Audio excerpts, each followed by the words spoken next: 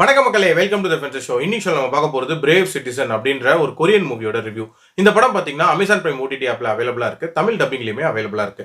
இந்த படம் ஒரு ஸ்டூடெண்ட்டுக்கும் ஒரு டீச்சருக்கும் இடையே நடக்கக்கூடிய ஒரு ரைவல்ரி கேமை மையமா வச்சு எடுக்கப்பட்ட படம். இதே மாதிரியான கதை களத்துல தமிழ்ல 2 பெரிய படங்கள் வந்திருக்குங்க.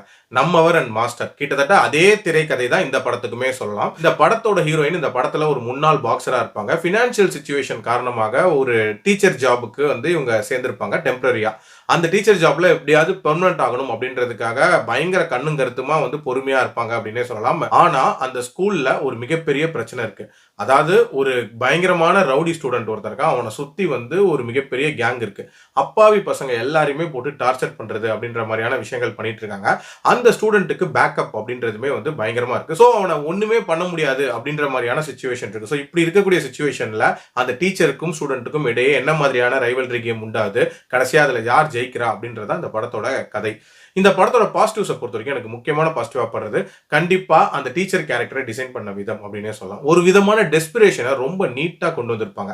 அந்த ஜாப் எவ்வளவு அவங்களுக்கு முக்கியம் அண்ட் அதுக்காக எவ்வளவு பொறுமையா இருக்கணும் அப்படின்ற மாதிரி ரொம்பவே பொறுமையா நிறைய கட்டத்துல இருப்பாங்க. ஆனா ஒரு சிச்சுவேஷன்ல எப்படியாவது திருப்பி அடிச்சே ஆகணும் அப்படின்றதுக்காக அவங்க பண்ணக்கூடிய சில விஷயங்கள் எல்லாமே இன்ட்ரெஸ்டிங்கா இருந்துச்சு. அதே மாதிரி இவங்க ஒரு ப்ரொஃபஷனல் பாக்ஸர் கேரக்டர் பிளே பண்ணிருப்பாங்க. ஸோ இதுல வரக்கூடிய ஸ்டன்ட் சீக்வன்சஸ்மே பாத்தீங்கன்னா சும்மா டிஷ்யூம்னு அடிக்கிற மாதிரிலாம் இல்லாம ஒரு ரியல் பாக்ஸர் எப்படி ஃபைட் பண்ணுவாங்களோ அந்த மாதிரி கொண்டு வந்திருப்பாங்க.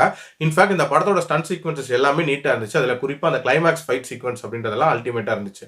ஆல்சோ இந்த படத்துல அந்த வில்லன் கேரக்டரா வரக்கூடிய பையன் இருக்கான்ல, அவனுமே ஒரு விதமா மிரட்டி விட்டுருந்தான் அப்படின்னே சொல்லலாம். இன்ஃபேக்ட் நமக்கே நிறைய இடங்கள்ல ஒரு விதமான வெறுப்பு வரும்.